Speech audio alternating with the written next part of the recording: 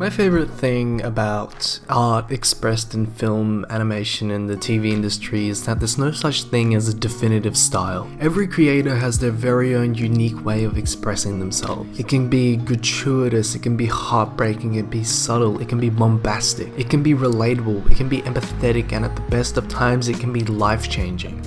It's brilliant that there is no style of creativity that is truly the same. And where I feel this is perfectly galvanized upon is within the world of animation. It's a place where artists can just sit down at their desk and produce something truly unique from their mind's perspective, combining thematic narrative storytelling and compelling aesthetics. Anyway, this brings us to my favorite animation director, Miyazaki, and his unique intrinsic link he has between animation and story. In his own words, he refers to himself not as a person trying to convey narrative through drawings, but as he eloquently puts it, he doesn't perceive himself as a storyteller, just a man who loves to draw. Drawing things with power to convey a wide range of emotions, seeing to them at what we begun doing and what we continue to do as a form to express ourselves, to stimulate and amaze and inspire people. I feel like the humility of such statement is a really touching thing.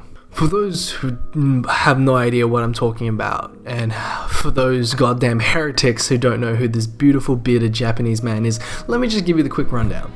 Hayao Miyazaki was born in January 5th of 1941. He is a Japanese animator, filmmaker, screenwriter, author, manga artist, and co-founder of Studio Ghibli, a film and animation studio. He has attracted international acclaim and as a maker of many anime feature films. He is widely regarded as one of the greatest animation directors of all time, and if not the greatest animation director of all time. With a few Oscars under his belt, his reach extends further than Japan and touches so many people around the globe. With that said, if you're fond of the medium of animation like I am, there are a fair few things you have consumed that he probably has a hand in influencing. Western productions like The Bear Bears, Gravity Falls, Adventure Time, Steven Universe, and Avatar, just to name a few. Miyazaki is famously known for his animation of gorgeous creatures and stunning vistas. However, for me personally, the thing that keeps me coming back to his works for repeat viewings is the humanizing and realized characters. Every single one of his works includes very pain-looking characters who don't have a dynamic look at all, but it's the subtle actions on how they move is where the real characterization shines. Subtle actions like a girl tapping her shoes to check if they're on properly. I feel this is due to Miyazaki stating numerous times that he prefers to make his main characters appear more on the simple side, as it leads to a more nuanced connection between audience and the story. This is Miyazaki's best trait in my opinion, his ability to create a truly affectionate atmosphere. And what I mean by that is when I watch one of his works, I never feel like anything is out of place. I feel as if I've entered a truly lived in, realized world. Even if the worlds are outlandish, supernatural, or sci-fi, his characters connects the audience to the fantastical creatures to the point of familiarity, surrounding the ordinary with extraordinary. He juxtaposes a fantastical environment with relatable and down-to-earth characters, transcribing a real narrative into an extraordinary place. Doing this, he solely uses hand-drawn animation in most of his works. Miyazaki, I can say, has his style and he sticks and abides by it. He creates a connection between audience and character by putting us in unique worlds and constantly reminding us that no one really is special to start off with. It's the curiosity and determination that allows ourselves to plant our feet wherever we want to go. The world-renowned director uses this one style, uses these reoccurring elements to solidify this definitive style. The 50-year-old veteran of the Japanese animation industry has reoccurring themes and factors in each one of his works.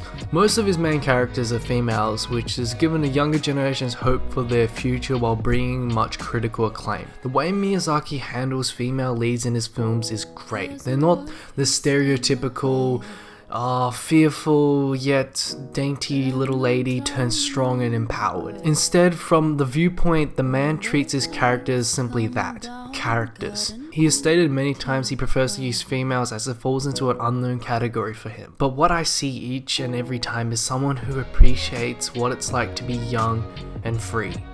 No matter if you're a boy or a girl, as a child, we are filled with fear and the curiosity of the outside world. There's a famous Miyazaki quote where he says, "Many of my movies have strong female leads, brave, self-sufficient girls that don't think twice about fighting for what they believe in with all their heart. They'll need a friend, a supporter, but never a savior." I believe it's a perfect attention to detail, and the clear distinction of his understanding of the female experience is the reason his two most popular works have reached such critical acclaim: My Neighbor Totoro and Spirited Away, the latter of which received an Academy Award for Best Animated Feature. If it's not clear by now, strong women's are kind of my fetish, okay? I love them, and I love works of entertainment that depict that sort of thing.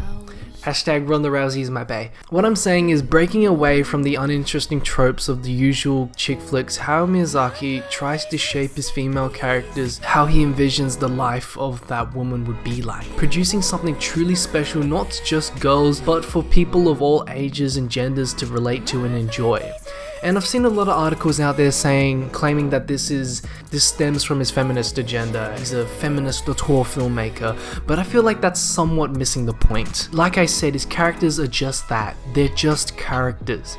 Characters who happen to be female. Nazca is just Nazca, the badass woman who flies around and killing ohms, not Nazca the woman. Kiki is just Kiki, the happy-go-lucky child who is actually a witch, not Kiki the girl witch. None of his characters are women for the sake of being females to push an agenda. They just happen to be women in the context of the story, and I think that's awesome and so unapologetically cool. There is a certain level of realism that permeates his works that I feel is lacking from a lot of contemporary media. That's why Captain Marvel will never live up to something like Nausicaa of the Valley of the Wind. We currently live in a modern age where it's so easy to demonize the opposition and refuse to see the humanity in those who are not the same. Take a look at any piece of entertainment post 9/11. Take a look at our politicians, our celebrities. Fear of the enemy is a guiding principle of every piece of art and entertainment that has come out in the past decade. There is an unspoken social imperative that we all unanimously subscribe to. It's a constant war between who gets to be a member of the in-group and has to be excluded and viewed as the enemy. So when I go back and I see something that came out 2 decades ago, I really appreciate this egalitarian core he has embedded in all of his works.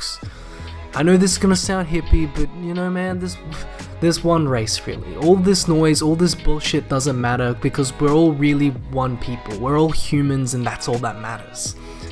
Anyway, this is why I love Hayao Miyazaki. It's the humanity that he brings to everything.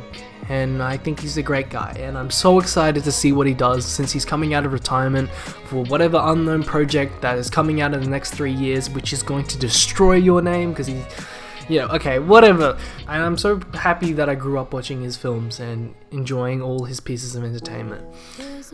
So yeah, thanks. That's all I really wanted to say. This was really just a weird love letter. Radio. I don't know what to say anymore. Thank you very much. When the lights come down, got an empty crown.